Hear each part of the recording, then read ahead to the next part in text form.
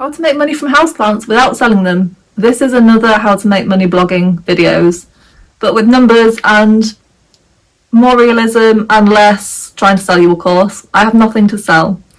I've tried filming this video several times and I keep rambling on about stuff. So I'm not going to read from my notes, but I'm going to stick this is it. So how much I made? £45,676.32. This is from October of 2020. This isn't in the past year. If you want to make 50 grand a year, this is not the video for you. So I started my website in July of 2019 and I got my first payment in October of 2020 and it was for about £1,000. Before that I'd made nothing. So I've been blogging since about 2016 and I made about £2.50 from Google AdSense.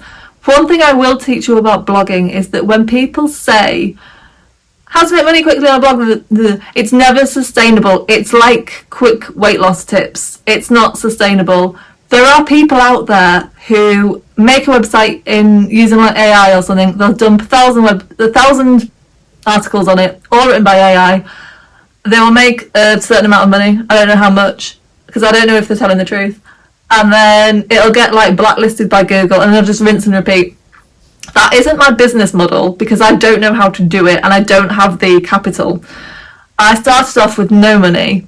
So I started a WordPress.com site. People will tell you that you shouldn't do that. But if you've got no money, then it's better than nothing. I would probably recommend like Substack because you can make money from Substack. But I can't really help you with that because I would never pay for an email newsletter. There are plenty of people that will. There are millions of people that will. But I would never pay for one, so it feels disingenuous to charge for one. So yeah, not me. So the next point is expenses, and the 45,000 mark, that is profit. My expenses were about £5,441.55. You don't need to spend a lot when you're blogging. Pick a subject matter. It doesn't need to be houseplants. It can be any hobby. But if you've got no money, just start with something that you don't need any money for, and you enjoy writing about. Keep your expenses low. You want web hosting, and I apologise for swearing at you. A domain.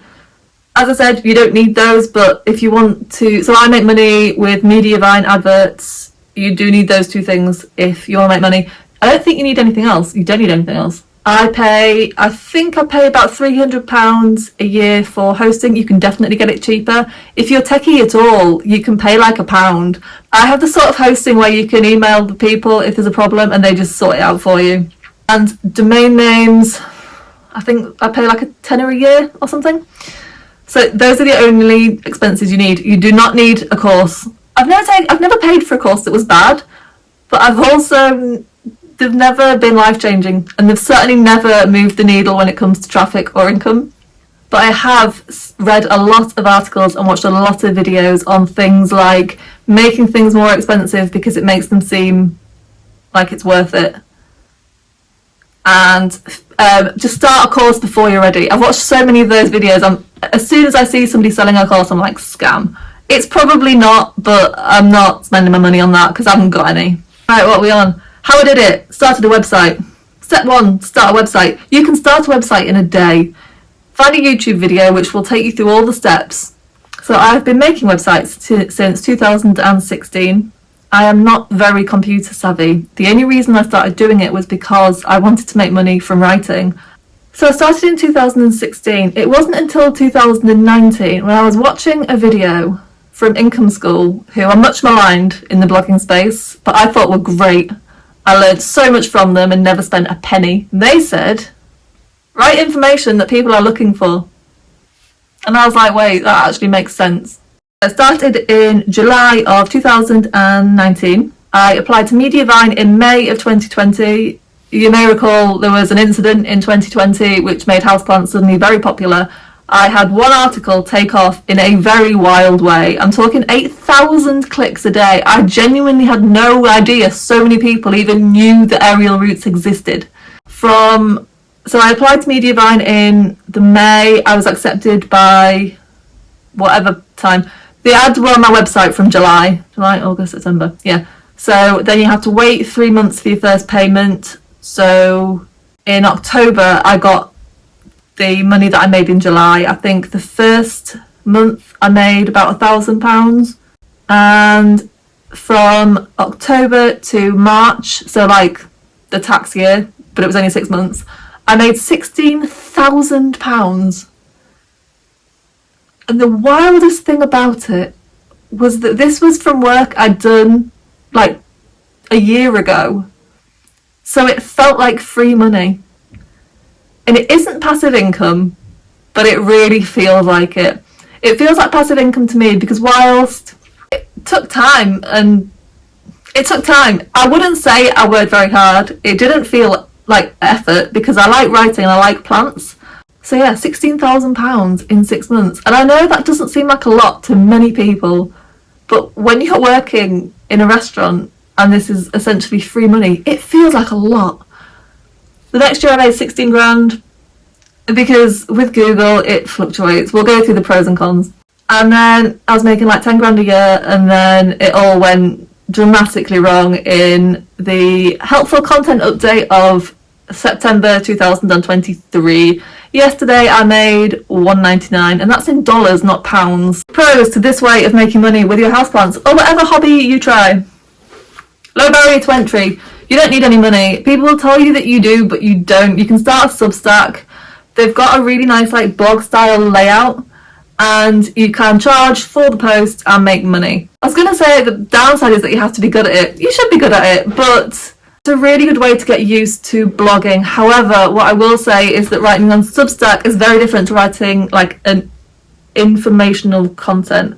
I have a Substack, that's what I use for my email newsletter because it's free, and for that it's more like chatty content, you know, like new plants that I've bought. I read a lot of blogs, so if I've seen like a cool home decor blog article thing and they've got cool plants in it, I'll share that. I don't do it as often as I should. Another pro is that time does not equal money. That is what I like the most about it. I've already touched on it, but basically you make money off content you've already written. It sounds too good to be true, but it isn't. The way that it works, in my experience, is that you write as many articles as you can, and some of them will take off, and some of them won't. No upper limit money-wise. This is true. You can make millions, and people do. But technically, if you build a big brand, then you could become a billionaire. I mean, that's the plan. So I got into the writing about houseplants game because I like writing. I don't like social media. I don't hate social media, but I'm not a social media commenter. I'm very much just a scroller. I never comment on anything because I can't be asked. I do use Instagram to post monthly. I go through phases. Like when all my plants are growing and they look good, photos all the time. But most of the time, no. I've got 1,000 followers on Instagram, which I got from my blog. And yeah, people sometimes message me on Instagram for like tips, or they'll send me a photo and say what's wrong with my plant. And I like that as a way of communicating with people, but I'm not out there like growing my followers. I hate making short form content because I don't like the grind. I don't like, well, I've got to get this many posts out. I hate Pinterest, and it is to my detriment. Like, I don't want people to be thinking that I don't do these things because it doesn't work. I don't do these things because I don't like doing them, and therefore I won't do them. Pinterest is one of those things where you can either throw a lot of money at it or you can throw a lot of time at it. And I don't have one, and I don't want to waste the other. I've sort of already briefly mentioned that if your blog is getting a lot of hits, you will organically grow followers on your other channels, so have them if you want. But they are absolutely not, they're sort of peripheries to help you build a brand, which is a good thing, which you should do. But don't waste a lot of time on it if you don't enjoy it, because it will probably show in your content. And I have tried every single way, I think, every single like cheap way of automating and all that stuff. I've tried like pin generator, I've tried tailwind, I've tried buffer. We're on to the cons. The cons are there are no guarantees. I think the best way to kind of encapsulate this, I'm not saying that it's luck, but Ina Garten? Is that correct? Her book is called Be Ready When the Luck Happens, and that is what it is. There is an element of luck. I wrote that one article about aerial routes and it went wild. Without that, I wouldn't have been able to buy a house. But I had to write the article, and that article was one of 100, and it could have been any of them. But if I hadn't written them all, I don't know what it was about that one, and I'll never know. I had to take advantage of it when it happened, but I also had to kind of put the effort in first. And the other thing is that you have to enjoy it. I'm assuming if you're still here, that you also are not interested in the grind. So if you don't enjoy it, it is the grind. So I did it as a hobby. I've heard so many people say that they didn't expect to make money. I didn't expect to make money, but I definitely wanted to make money. That was why I started this specific hobby. Because if I could make money doing this, like, that is perfect. The colours and the fonts and the logos are not important. Text logo, pick a font, Arial, use Arial, and pick a colour, green, and then just get to writing your articles. This is a whole video in itself, but I highly recommend, if you are like me and really struggle with getting yourself off the sofa and doing something, plan out all of your articles. You can always write more, but for houseplants, I would recommend picking a plant. I would highly recommend picking one you already own. This. So, say I was starting a website on Pilea peperomoides. Don't call it pileapeperomoides.com because you've somewhat hemmed yourself in. Pick a name. Pick your name. I don't know. I actually wish I'd not picked Planet Houseplant because it does hem me in somewhat to houseplants. But I'm not changing now. I've changed domains so many times, I simply can't be asked. I'm going to do like a whole series on blogging and making money blogging, and because I work full time, I'm also studying for exams because they don't let just anybody be an accountant, you have to do exams. And yes, I am far too old to be doing exams. And I write about houseplants. I've somewhat knocked on the head actually caring for them because I don't have time for that. Every now and again they get a bit of water. So let's assume that you can start making money after 100 articles. This is not necessarily true. I have a houseplant, no I don't. I have a house rabbit website with 200 articles on it, which has never made a penny, and I don't think ever got more than like 200 hits a day. A waste of time? Yes. So you've got your domain, you've got your website set up. I will link a video that I think will suit you fine. You can buy your domains from Squarespace. I bought mine with Google, and now they've been sold to Squarespace. Use WordPress. Don't use Squarespace or Wix. I'm only repeating what I've heard other people say. I've no experience with either of them. I use WPX for my hosting. I like them, they're fine. I've tried SiteGround, I've tried HostGator. In all honesty, I don't know what the differences are. And I don't really care. But WPX are great. In that my website is up. And if you email them and say, I'm having this issue, they, it's like a web chat, they just web chat back, I fixed it. Which I love. There's no, like, SiteGround were great. They were like, immediately like, I'm saying, I'm having this, this issue is happening. And they would say, oh, just do this, this and this. Which is great, because it was always like easy to follow instructions.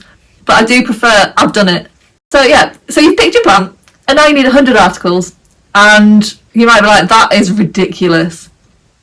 Correct, but we'll just start slow.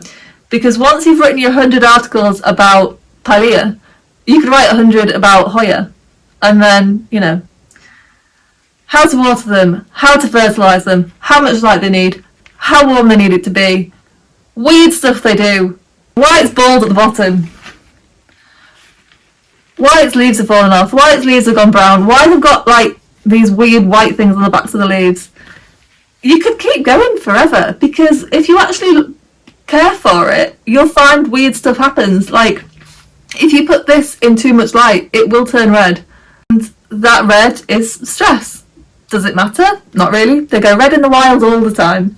This is the sort of information that people want but don't get. The kind of articles that people write on the big websites are things like, what plant can I put in a dark room? The answer is none.